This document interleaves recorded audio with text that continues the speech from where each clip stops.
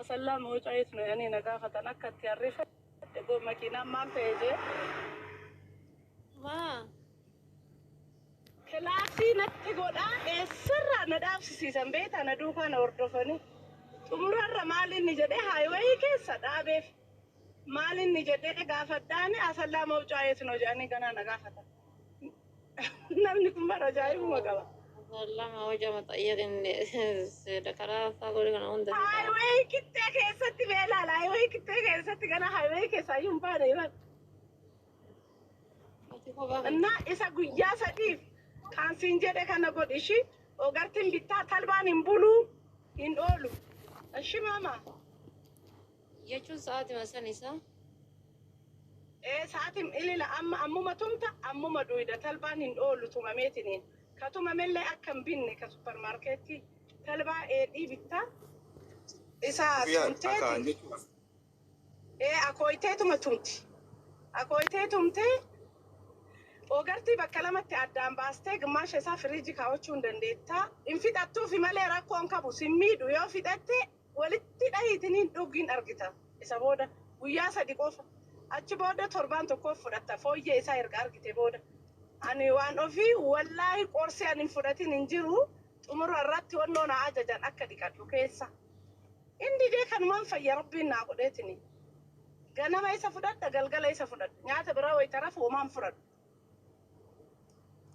يا أنا وان كيس بدأ واني كيس اللي قتنصون بدأ العبر يا بجرش وانت كونغوليني كان عيالي نتيني والله باي افويك ابا ماماتي كان براد دايما ليت كشو يسي فردو انت ماني قبا إن شاء الله دايما تقوي سي اكسن قبنت مان كده كتاكا بيتشا فردو وما ونون جدين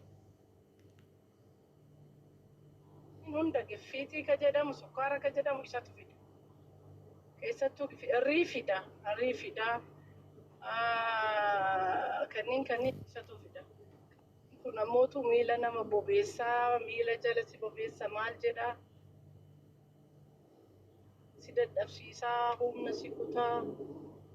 kanaaf waan qabaatii isaan hin nyaatis hin jedhan maraayyuu ammaaf hin nyaatini shaayii qixalisa yoo barbaadan si haa erganii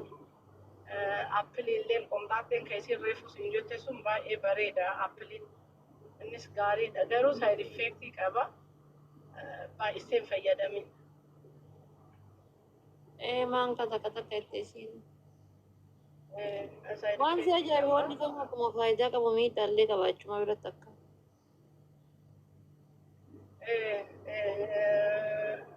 wannoo isaallee argee dubbisee jira keessattuu dubartiidhaaf jedha.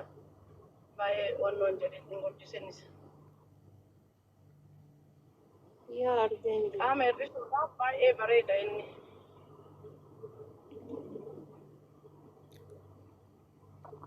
inshaallah wallahi rabbiin keenii haa kabajamuuti.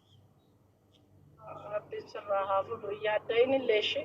gadi babba'i akkanumaan wannoma wakima godhi maamaatiyya akkas gadi ba'iitiniin hin ciisinii. bakka bunuma takkitti bira bildiidhee maan akkas hin beeku akka kenna sitti himaa jira garas geettee wayita deebitu bakka waan namarraa deeman makisee gadi baatee deemtu bar garuma deemtu kanatu yoo hin jirre kana hin jiraa miti namni bar biyya keenya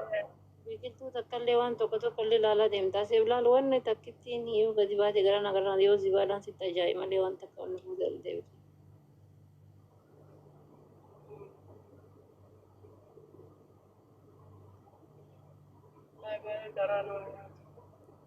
Yoo fiiti dhukkubsachuu wayyaa barre yoo akkana biyya yaadatta gadi baatee mana wayii dhayxee waan san dagattee galtaa maal jettaa.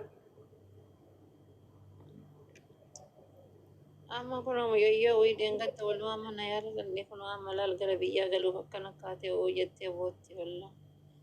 beema kan qabu mucayyoo wayyaa madeengatti walumaa mana yaala gallee beema kan qabu wallahi kun akkana galuuf biyyatti